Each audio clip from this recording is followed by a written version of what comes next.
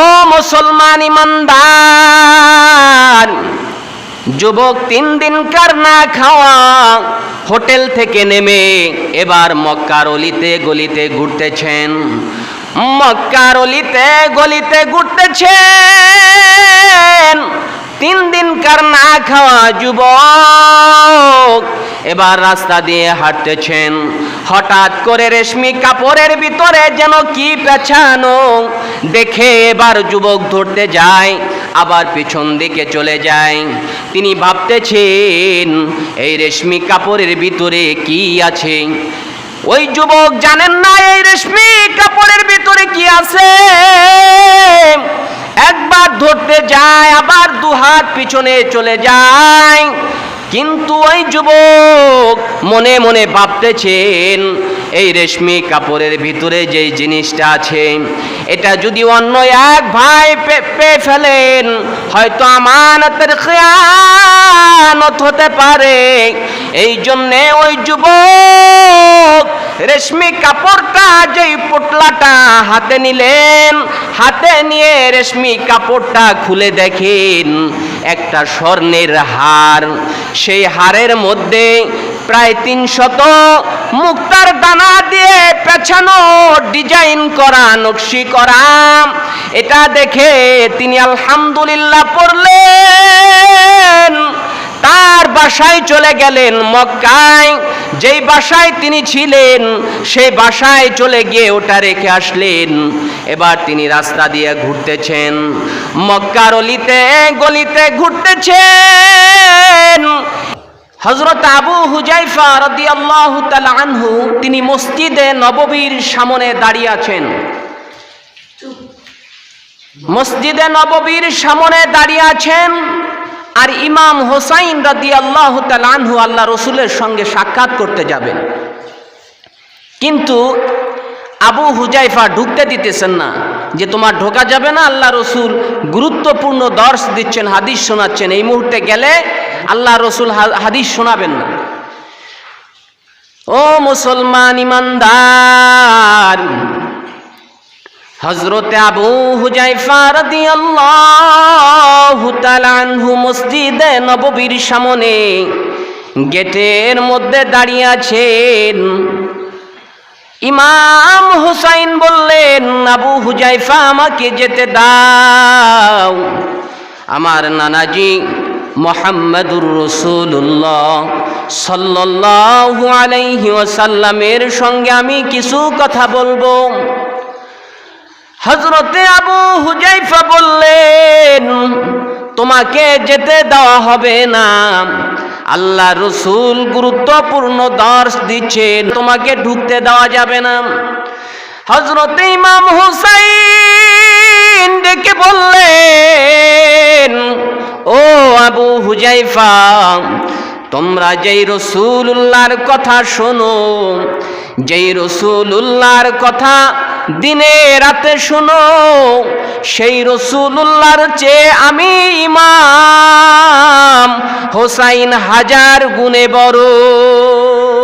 সুবহানাল্লাহ।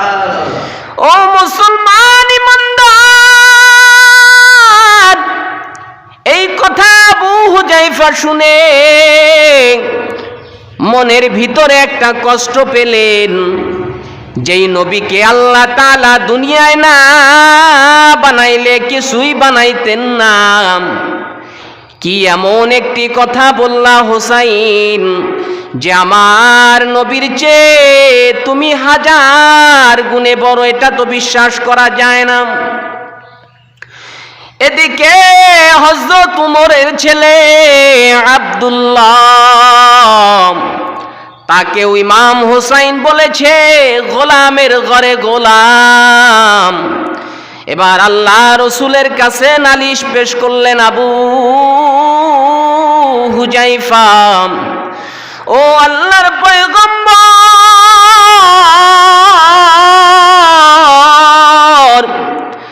আপনার নাতি ইমাম হুসাইন রাদিয়াল্লাহু তাআলা আনহুমা তিনি এমন একটি কথা বলেছেন।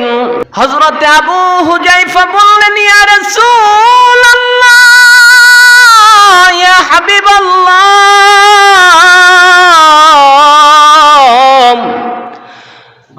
হযরত ইমাম হুসাইন রাদিয়াল্লাহু তাআলা আনহুমা তিনি বলেছেন, আপনার চাইতে 1000 গুণে ইমাম হুসাইন বড়। হযরত ইমাম হুসাইন আল্লাহ রাসূলের সামনে বসে আছেন, মুখটা মলিন, মাথাটা নিচ দিকে দিয়ে বসে আছেন। আল্লাহ রাসূল বললেন, ও ইমাম হুসাইন, তুমি অনেক সময় হাসো, আবার অনেক সময় মুখটা মলিন দেখা যায়, কিন্তু বেশি সময় তুমি আমার সামনে থাকলে তুমি হাসি খুশি থাকো, কিন্তু আজকে আমার সামনে তোমার মুখটা মলিন কেন হুসাইন? এই কথাটা আমাকে বলতে হবে। হযরত ইমাম হুসাইন বললেন, পয়গম্বর,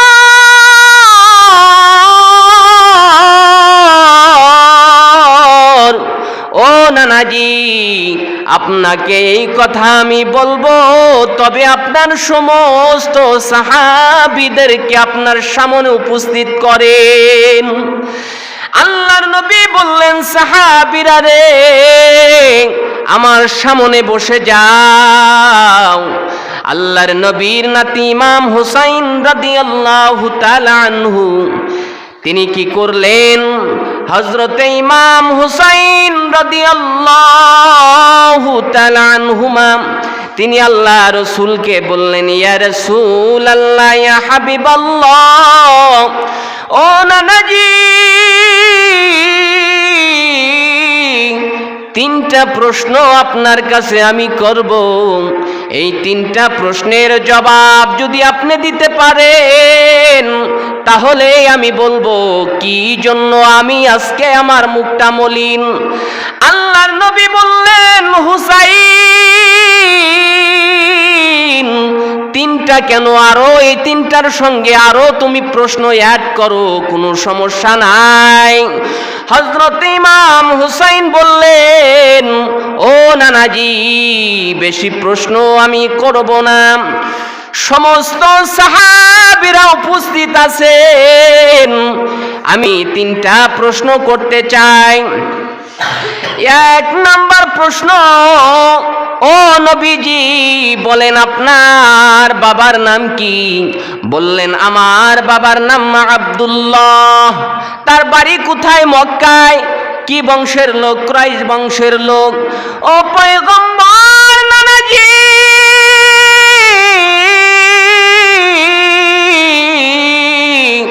আপনার বাবার বাড়ি হলো মক্কায়, আপনার বাবার নাম আব্দুল্লাহ। আপনার বাবার আগেও কিছু নাই, পরেও কিছু নাই।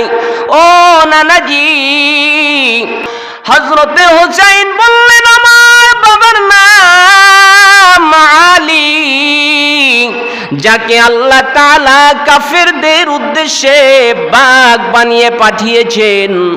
আমার বাবার সম্পর্কে আপনি বলেছেন, আনা মাদিনাতুল ইলমু ওয়া আলিয়ুন বাবুহা, আপনি হলেন ইলমের শহর, আর সেই শহরের প্রবেশের দরওয়াজা হলেন আমার বাবা আলী।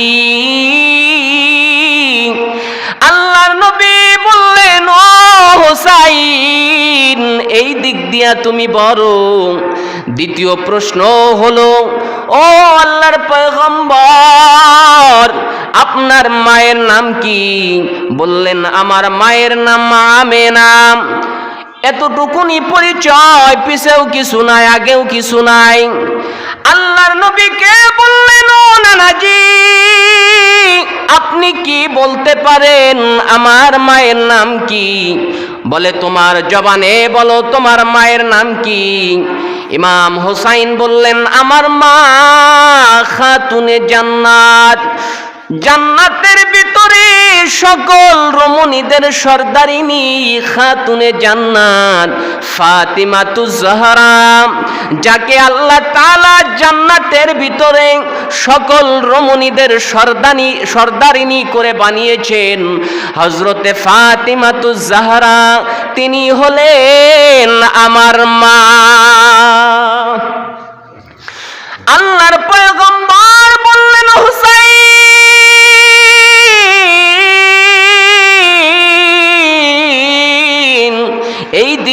তুমি বড়। আল্লাহর নবীর নাতি ইমাম হুসাইন রাদিয়াল্লাহু তাআলা আনহুমা তিনি বললেন, ও আল্লাহর পয়গম্বর, 3 নাম্বার প্রশ্ন আপনাকে আমি করতে চাই। আল্লাহর নবী বললেন, হুসাইন বলো, সমস্যা নাই। 3 নাম্বার প্রশ্ন হলো, আপনার নানার নাম কি? বলে, ওয়াহাব জুহরি, বাড়ি কোথায়? মদিনায়। কি করতেন? জুয়েলারের ব্যবসা করতেন। ও নানাজি, আপনার নানার আগেও কিছু নাই, পরেও কিছু নাই, এতটুকুন তার পরিচয়। কিন্তু আমার নানার নাম কি আপনি কি জানেন নাকি? আল্লাহর নবী বললেন, হুসাইন তোমার জবানে বলো তোমার নানার নাম কি? হযরত ইমাম হুসাইন রাদিয়াল্লাহু তাআলা আনহুমা তিনি চোখের পানি ছেড়ে দিয়ে বললেন, ও নানাজি, আমার নানা এমন একজন নানা, যেই নানাকে আল্লাহ তাআলা না বানাইলে কিছুই বানাইতেন না, যিনি সরওয়ারে কায়নাত, দুজাহানের মুক্তির দূত, সকল সবার সভাপতি নবী মুহাম্মদুর রাসূলুল্লাহ সাল্লাল্লাহু আলাইহি ওয়াসাল্লাম হলেন আমার নানা। আল্লাহর নবী ইমাম হুসাইনকে বুকে জড়ায় ধরলেন, বললেন, ও নাতি ইমাম হুসাইন,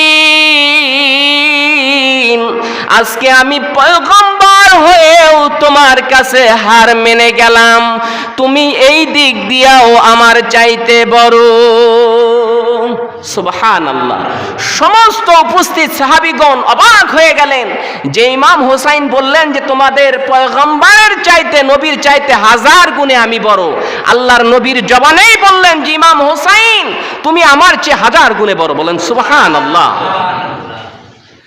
এই জন্য এই দুনিয়ার ভিতরে যদি আমরা আল্লাহর রাস্তায় চলি, আল্লাহর যদি হুকুম আমরা মানি, রাসূলুল্লাহ যা করেছেন আমরা যদি সেটাকে মানি, তাহলে আমরা জান্নাত পাবো। কিন্তু আমাদের নিয়তের ভিতরে ঠিক থাকতে হবে, নিয়ত সহিহ থাকতে হবে। কথা ঠিক না বেঠিক? ইন্নামা আমালু বিন্নিয়াত, এই নিয়ত যদি ঠিক থাকে তাহলেই সব কিছু আমাদের পক্ষে সম্ভব। হায়াতুল হায়াওয়ানের ভিতরে একটা ঘটনা এনেছেন যে হযরত আদম আলাইহিস সালাতু ওয়াস সালাম যখন পৃথিবীতে পদার্পণ করলেন, তার আগে আল্লাহ তাআলা জিনজাতিকে বানিয়েছিলেন। এই জিনজাতি এই দুনিয়ায় বসবাস করত, কিন্তু তাদেরকে ধ্বংস করে দিয়ে আল্লাহ তাআলা আবার ইনসানকে বানাইলেন। বলেন সুবহানাল্লাহ। ও মুসলমান ইমানদার, ও পর্দার আড়ালের আম্মা জানেরা খেয়াল করবেন, হযরত আদম আলাইহিস সালাতু ওয়াস সালামকে যখন আল্লাহ তাআলা বানাইলেন, আল্লাহ রাব্বুল আলামিন জান্নাতের বৃক্ষের পাতা, জান্নাতের গাছের পাতার পোশাক পরায় দিলেন হযরতে আদম আলাইহিস সালাতু ওয়াস সালামকে। ও মুসলমান ইমানদার, হযরত আদম আলাইহিস সালাতু ওয়াস সালামকে আল্লাহ তাআলা বানাইয়া জান্নাতের গাছের পাতার পোশাক পরায় দিলেন হযরত আদম আলাইহিস সালাতু ওয়াস সালামকে। এবার জংলার হরিণী শুনলেন আল্লাহর পয়গম্বর আদম আলাইহিস সালাতু ওয়াস সালাম জমিনের ভিতরে পদার্পণ করেছেন। হরিণ শুনে এবার আদম আলাইহিস সালাতু ওয়াস সালামকে দেখতে গেলেন।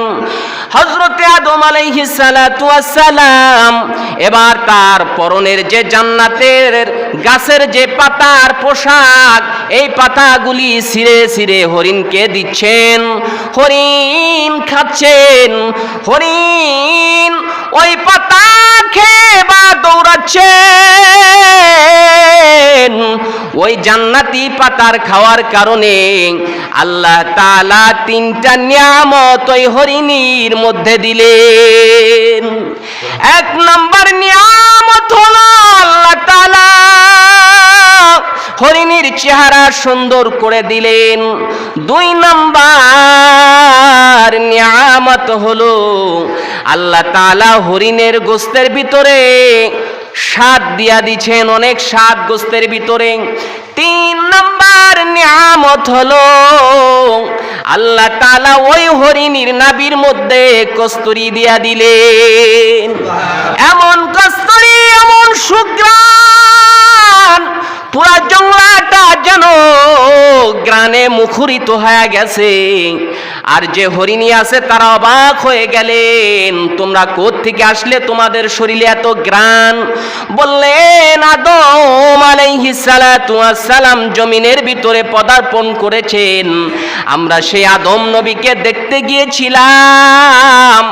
আর পরনের যে জান্নাতের গাছের যে পাতা আছে, জান্নাতের গাছের পাতার পোশাক পরে আছেন আদম নবী, আর ওই পাতা আমাদেরকে ছিঁড়ে ছিঁড়ে দিচ্ছেন, আমরা খেয়েছি। এই জন্যে আল্লাহ তাআলা 3টা নিয়ামত আমাদের শরীরে দিয়েছেন। ও মুসলমান ইমানদার, এবার কি করলেন? আরো যে হরিণ আছে তারা দৌড়ায় গেলেন আদম আলাইহিস সালাতু ওয়াস সালামের কাছে। আদম আলাইহিস সালাতু ওয়াস সালাম এবার গাছের পাতা দিলেন খাওয়ার জন্যে। তারা যে নিয়ত করেছিলেন, কিন্তু নিয়তের ভিতরে তাদের নিয়তটা সহি ছিল না, যার কারণে আল্লাহ তাআলা ওই 3টা গুণ ওই হরিণীর ভিতরে 2টা গুণ দিয়েছেন, একটা দেন নাই। একটা কি? যে নাভির ভিতরে যে কস্তুরী হয় সেটা দেন নাই। সুবহানাল্লাহ বলবেন না? এই জন্য আল্লাহর নবী বলেছেন, ইন্নামা আমালু বিন্নিয়াত, যার নিয়ত সহি আছে, যার নিয়ত সঠিক আছে।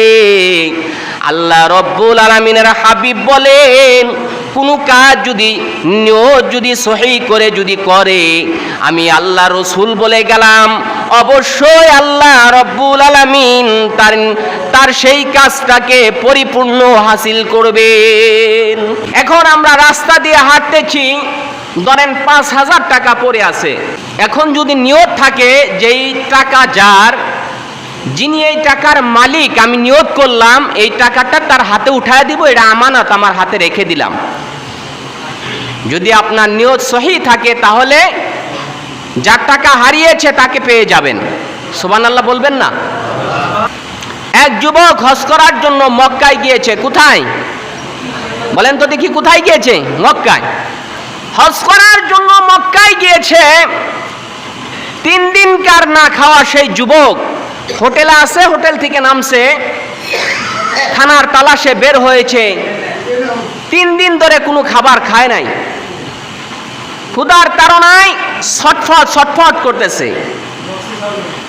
ও মুসলমান ইমানদার, যুবক 3 দিনকার না খাওয়া হোটেল থেকে নেমে এবার মক্কার অলিতে গলিতে ঘুরতেছেন।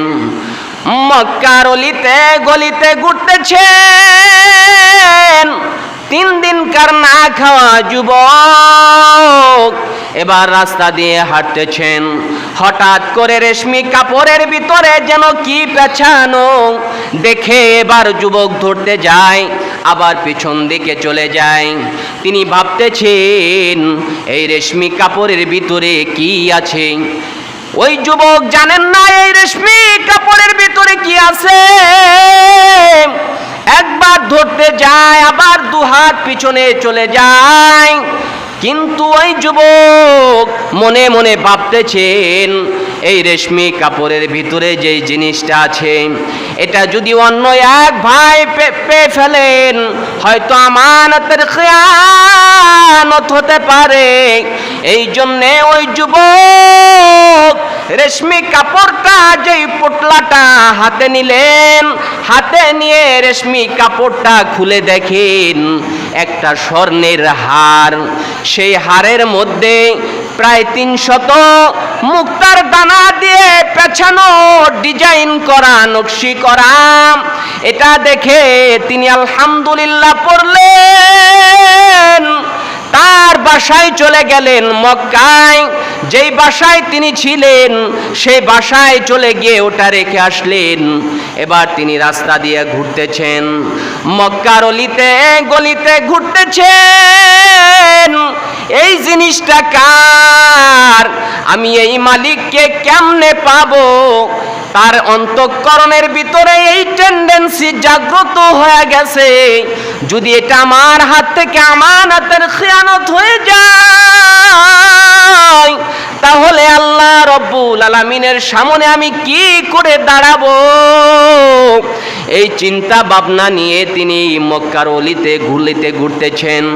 হঠাৎ করে একটা পাগড়ি পরিহিত একটা আল্লাহর বান্দা এবার এলান করতেছেন, কোন ভাই, আমার একটা জিনিস হারিয়ে গিয়েছে, রেশমি কাপড়ের ভিতরে পেঁচানো ছিল, আমার এই জিনিসটা হারিয়ে গেছে, এই জিনিসটা কে পেয়েছেন? এবার যুবকটা বললেন, ও আল্লাহর বান্দা, কি হারিয়েছে আপনার? বললেন, ও যুবক, আমার রেশমি কাপড়ের ভিতরে একটা হার ছিল। বললেন, আর কি ছিল?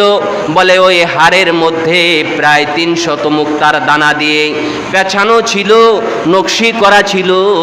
ওই আল্লাহর বান্দা বারবার বলতেছেন, প্রায় 300 মুক্তার দানা দিয়ে পেঁচানো হারটা।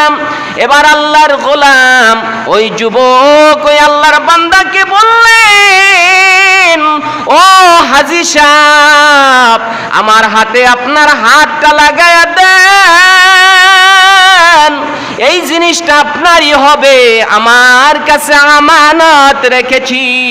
বললেন, যুবক বললেন, চলেন আমার সাথে আমার বাসায় নিয়ে গিয়ে এবার আমানত জিনিসটা হাতে উঠায় দিয়া বললেন, আলহামদুলিল্লাহ, ও আল্লাহ তাআলা, যে জিনিসটা আমি পেয়েছি সেই জিনিসের মালিককেও আমি পেয়েছি, আমানত জিনিসটা আমি তার কাছে আমানত দিয়ে দিলাম।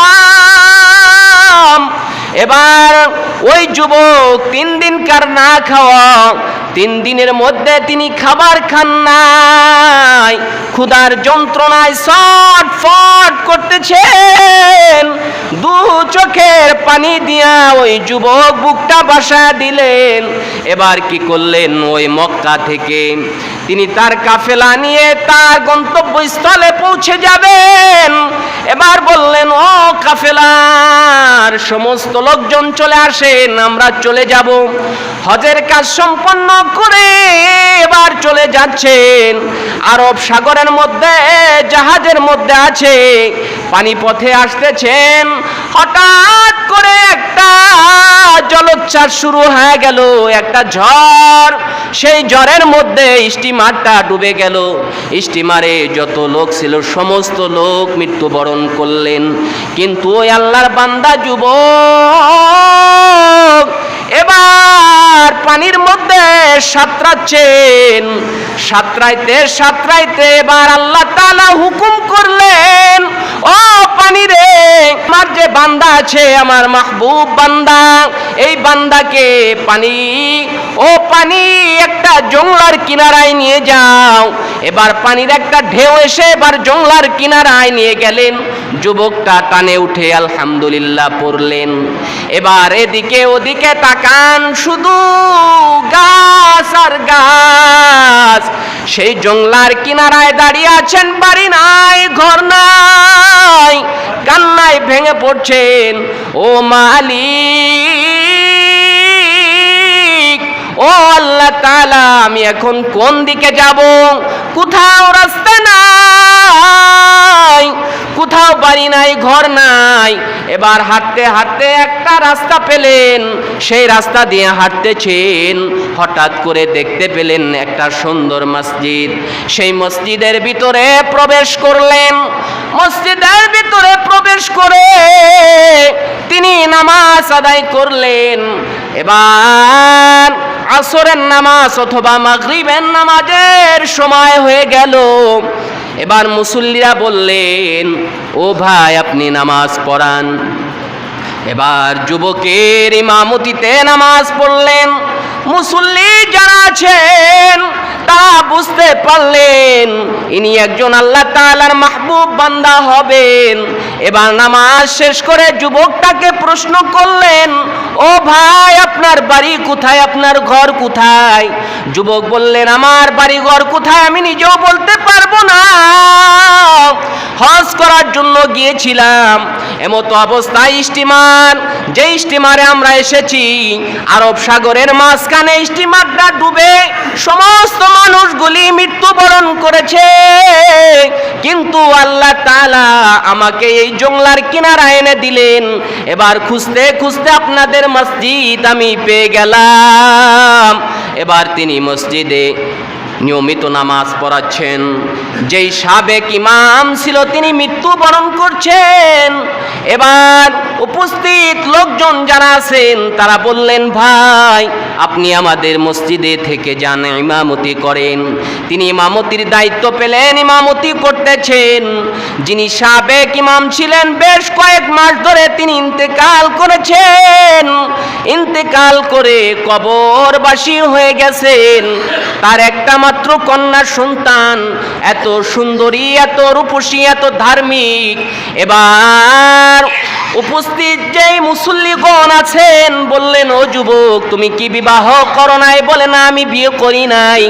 এবার ওই মেয়ের সঙ্গে অনেক লম্বা ঘটনা সংক্ষেপ করে দিলাম।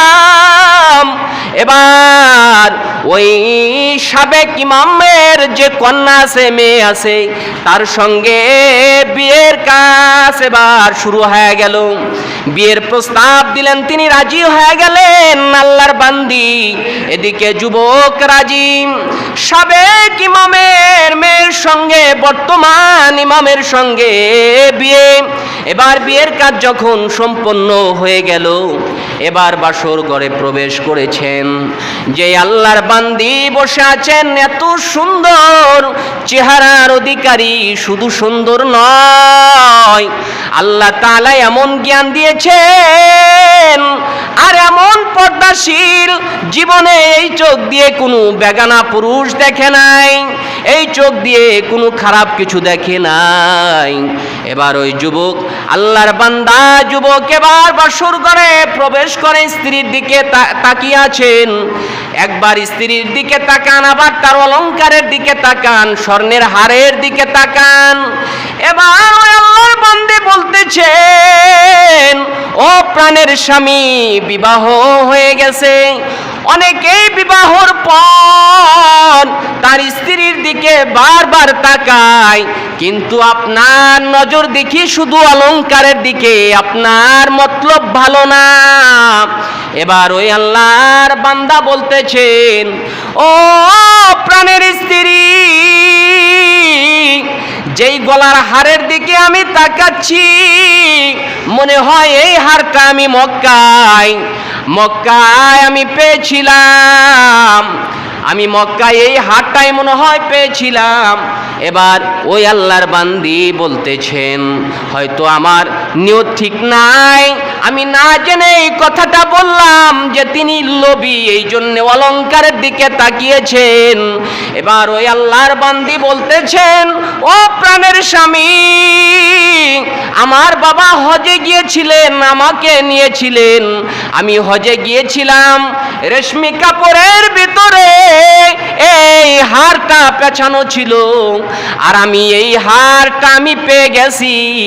আমার বাবা দোয়া করে গেছেন, যেই যুবকে আমানত রেখেছেন, আমানতের খিয়ানত করে নাই।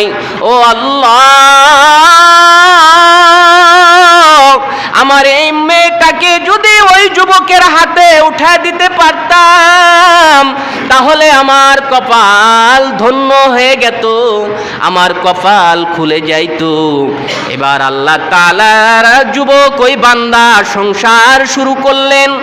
এই জন্যে এই জমিনের ভিতরে যারা বিবাহ করবেন, জীবনে কোনো দিন যৌতুক নিবেন না। যৌতুক খাওয়া, যৌতুক দেওয়া সম্পূর্ণ হারাম, হারাম, হারাম। এটা হালাল নয়, হারাম। যারা যৌতুক দেন, অনেকেই আছে যে আপনার মোটর সাইকেল ছাড়া বিয়েই করে না, আছে না অনেক? কি কোন এরকম নাই যে মোটর সাইকেল দিতে হবে, যৌতুক নিব না তবে মোটর সাইকেল দিতে হবে, গুড়গুড় করে চালাবো আর স্ত্রী নিয়ে ঘুরবো। এটা অনেকেরই মনে চিন্তা ভাবনা, তাই না? এখন স্ত্রীর কাছ থেকে অথবা শ্বশুরের কাছ থেকে আপনি মোটর সাইকেল নিয়ে ঘুরলেন, এটা যৌতুক। যতদিন আপনার স্ত্রী থাকবেন, আপনাদের দাম্পত্য জীবনে যত সন্তান আসবে একটাও হালাল জাদা হবে না, নাম্বার 1 হারাম জাদা হবে। কারণ কি জানেন? যৌতুকের টাকা যেটা হলো হারাম, এই হারাম টাকা দিয়ে আপনি মোটর সাইকেল কিনে টুক টুক করে ঘুরবেন, ঘুরঘুর করে ঘুরবেন, এটা মানুষের দেখলেও খারাপ, আল্লাহ তাআলা এটাকে হারাম করেছেন। বলেন নাউজুবিল্লাহ। এই জন্যে যৌতুক দেওয়াও যাবে না, নেওয়াও যাবে না। একজন কন্যা সন্তানকে বাবা এবং মা এত কষ্ট করে, এত আদর করে আপনার এই ছোটকাল থেকে নিয়ে একবার যুবতী পর্যন্ত বাবা এবং মা ওই সন্তানের পিছনে যত মেহনত করেন, যত শ্রম দেন, এটাই তো আপনার জন্য সবচেয়ে বড় পাওয়া। বলুন ঠিক না ব্যাঠিক?